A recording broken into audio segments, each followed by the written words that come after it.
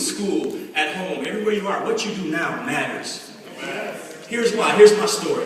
Okay, when I was in the 3rd grade, it's just the honest truth. I'm going to open up, my life a little bit if you bear with me. I was a real good basketball player in the 3rd grade.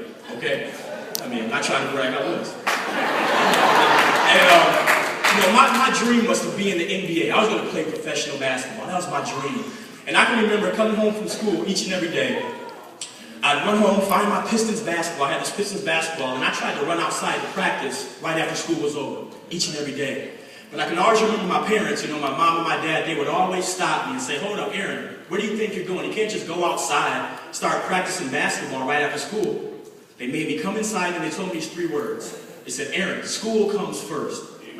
And so, begrudgingly, I would come inside, I would obey my parents, and I'd do my homework, my math, my spelling, all that kind of stuff. And it was in the 3rd grade where they really made me pay attention to the little things like saying please, little things like saying thank you, behaving the right way, even when your friends may not be. And so they made me focus on that. So fast forward to my story to the 5th grade, and I remember sitting in 5th grade, and our teacher, he asked everyone in class, he said, what do you want to be when you grow up? And all the kids raised their hand, and one kid wanted to be a teacher, and somebody wanted to be a doctor, someone wanted to be a fireman. Got to my turn, and the teacher's like, Aaron, what do you want to be? You're in the 5th grade. What do you want to be when you grow up? And with all the confidence in the world, I stood up and I said, Mr. Matthews, I want to be a member of the Detroit Pistons. All the swagger in the world. And when I said that, all the kids started laughing at me. They said, Aaron, you're right. You're a good basketball player, but you'll never be good enough to be a member of the Pistons. So I said, okay, this was my dream. So I kind of just brushed it off. I didn't listen to them. This was my dream, not theirs. So I kept, with the help of my parents, focusing on little things as I got older. Please, thank you, doing the right things whenever you can. And so fast forward to like the 12th grade, I became a pretty good basketball player at that time. And that dream was still in my head. I want to be a member of the Pistons. Okay, so continue to fast forward my story to college. And I went to, what I think anyway is the best college in the world. And I know Mr. Tillery agrees with me. I went to the University of Michigan.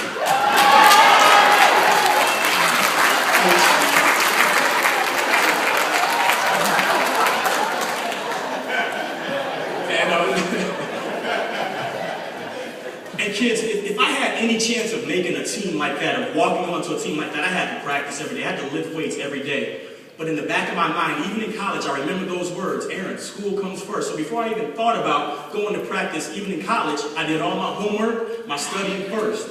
If I ever needed something from someone, I said, please. Anyone ever gave me something, I would say thank you. That's just how it was. And so for 4 years, I did that. I didn't make the real team. I was able to practice with them. And to be honest with you, I got pretty good at basketball. The best I'd ever been 4 years after the University of Michigan. And my dream was still there. No matter what, I was still going to be a member of the Pistons. So listen to what happens. I finally graduate from the University of Michigan, okay? And my dream is right there waiting for me. So I graduate, I go home, and I wait for the Detroit Pistons to call me.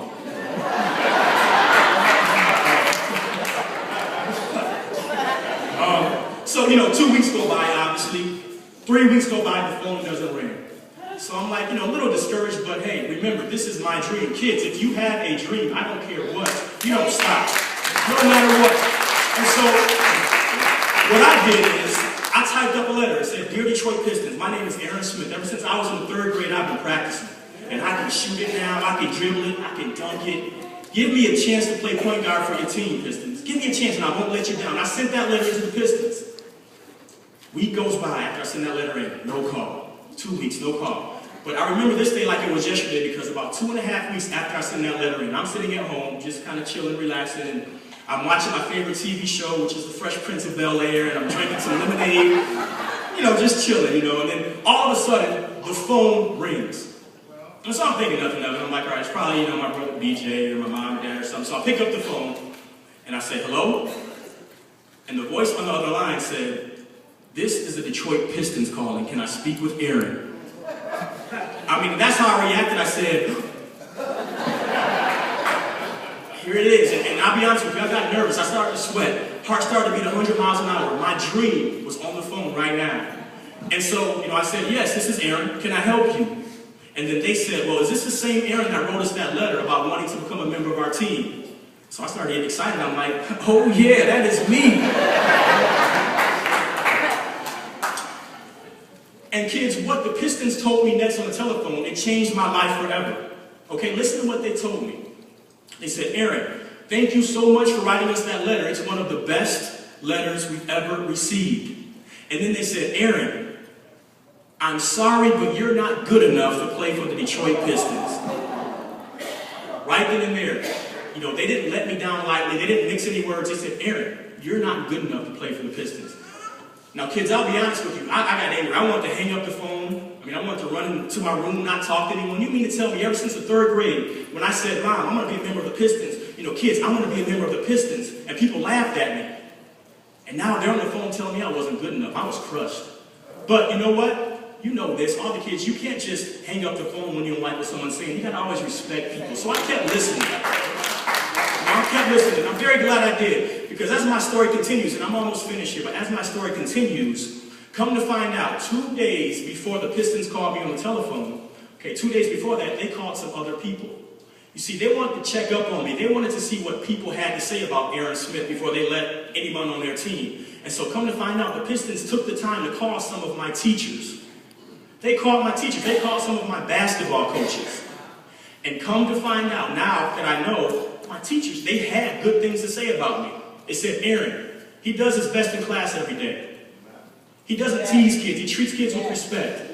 Doesn't always get the best grades, but he tries every day in school. My coaches, Aaron, he's a great teammate. He cares about his team more than he does about himself. Even when things are going bad, he works hard. Of course, that's what they heard from these people that knew me best. And so fast forward now, 2 days later, when they're talking to me on the phone and they said, Aaron, you're not good enough to play for the Pistons, but we heard some great things from some very important people. Your parents, your teachers, and your coaches.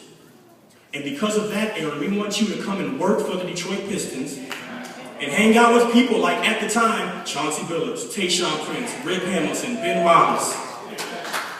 And then they asked me, they said, Aaron, do you want the job? Yeah. I'll take it. And I took the job. Kids, students, kids, everyone, here's why I tell this story. So I took the job, and in 2004, the Detroit Pistons won the NBA championship. That means they were the best team in the world. And when you win an NBA championship, you know, Chauncey and Rip and Tayshaun, all those players get these big diamond championship rings. And I can remember the day after these players got their rings, I'm sitting at my desk at work, and my boss calls me up to his office. He's like, Aaron, I need to see you. So I go to his office, and he's standing there, and he has this box in his hand.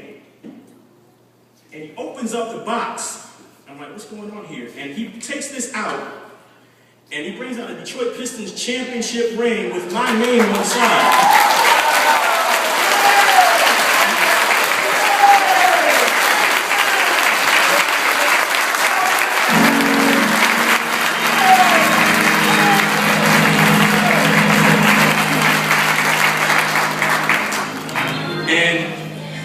Appreciate that, y'all. Thank you very much. And before I almost fainted, I'll be honest with you.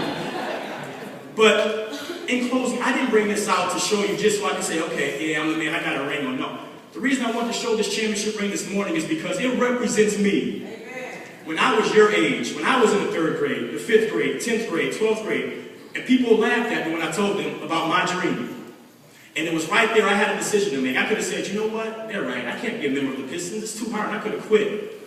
But I didn't do that. You see, I focus on the little things. I outwork people. And, I said please, I said thank you, kept school first. And now I have a championship ring to show for it. Amen. So here's what I want to end with.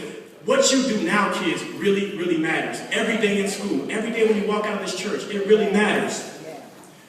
Whether you want to be a member of the Detroit Pistons, whether you want to be a teacher, a doctor, a lawyer. See, I realize now that back then when I was obeying my parents, I was also obeying God. Now that I'm older, I realize that, you see, because it's in the Bible. It's in it, and I won't read it to you, but please, parents, if you even want to take notes and show your kids, it's in Deuteronomy chapter 5, verse 16. So I wasn't only obeying my parents, I was obeying God. When I was saying things like please and thank you, and trying my best to respect adults, I wasn't just being a good person, I was obeying God as well. It's all in the Bible. My favorite is in Philippians chapter 2, verse 3. And lastly, when I had the confidence to brush off people who laughed at me, and the confidence to say no to drugs and alcohol in high school when it was offered to me. See, that's confidence is also known as faith, because I knew God got me. And my favorite verse that tells you about that is John chapter 5, verse 4. So kids, we all make mistakes. We all sin.